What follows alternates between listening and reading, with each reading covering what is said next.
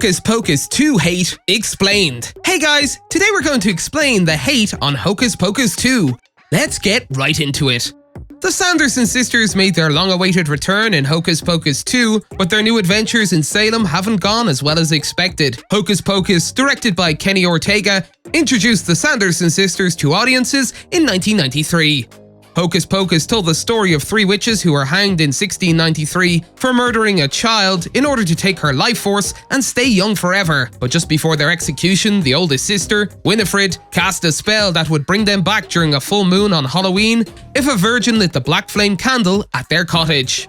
3 centuries later, Max Dennison unintentionally resurrected the Sanderson sisters, and he, his sister Danny, and his crush Allison rushed to prevent them from draining the life force from all the children in Salem.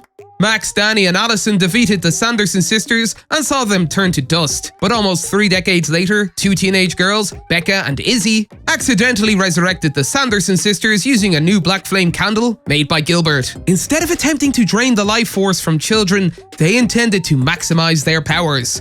Although Hocus Pocus 2 was a long-awaited project, it was met with numerous complaints, some of which were contradictory. The exploration of the Sanderson sisters' backstory was one of the elements in Hocus Pocus 2 that was heavily marketed in order to attract the attention of its previous audience.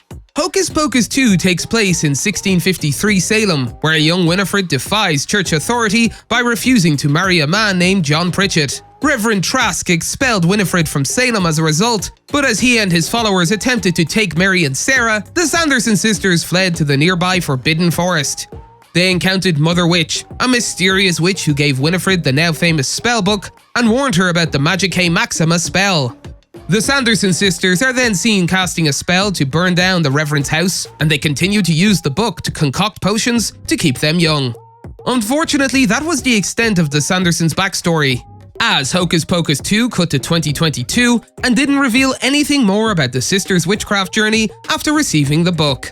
The flashback to 1653 also contributed to the inconsistencies in Winnie's story with Billy Butcherson, but more on that later. On top of that, the Sanderson sisters were the entertaining antagonists of Hocus Pocus, with their main goal being to capture as many children as possible in order to take their life force, which would kill the children but keep the sisters young and allow them to live longer.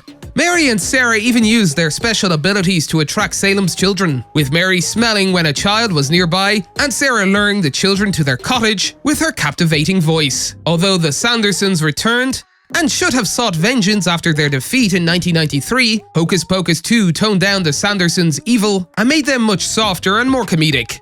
The Sanderson story this time relied more on sisterhood and the bond between Winifred, Mary, and Sarah than on their evil plans and acts, and the audience didn't like it. Fans also believed that they relied too much on nostalgia. Given Hocus Pocus's cult status and the amount of time that had passed between films, it was almost unavoidable for Hocus Pocus 2 to capitalize on the nostalgia attached to it. Many viewers welcomed the nostalgic elements attached to Hocus Pocus 2, such as flashbacks to the events of the first film, and the many similarities between the plots of both, but many others felt this worked against it.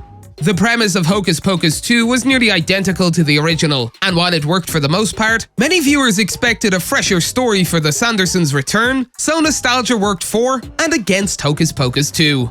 Fans also believed that the storyline was a mess. Speaking of Hocus Pocus 2, aside from the lack of evil in the Sanderson sisters and the nostalgia factor, the story had too many subplots and not enough time to properly explore each one. Hocus Pocus 2 followed the broken friendship between Becca and Izzy and Cassie, the reveal of Becca being a witch, which left many questions as to why she got powers, Gilbert and Billy's brief subplot, and the Sandersons' hunt for Jeffrey Trask, the mayor of Salem, Cassie's father, and descendant of Reverend Trask. In addition to the return of the Sanderson sisters and their plans to cast the Magicae Maxima spell, Hocus Pocus jumped from one subplot to the next, leaving most of them unresolved and unexplored, leaving many unanswered questions.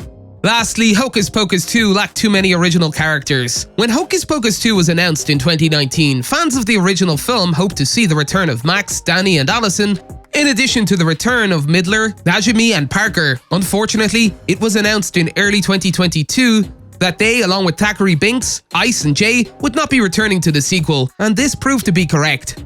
In an odd juxtaposition to the complaints about Hocus Pocus 2 relying too heavily on nostalgia, another complaint was the absence of all these original characters, the majority of whom could have played a role in the story. The criticism of Hocus Pocus 2's lack of original characters grew after the new characters, while not bad, failed to connect with the audience in the same way that Max, Danny, and Allison did. That's all for today, and we'll be sure to catch you all in the next one.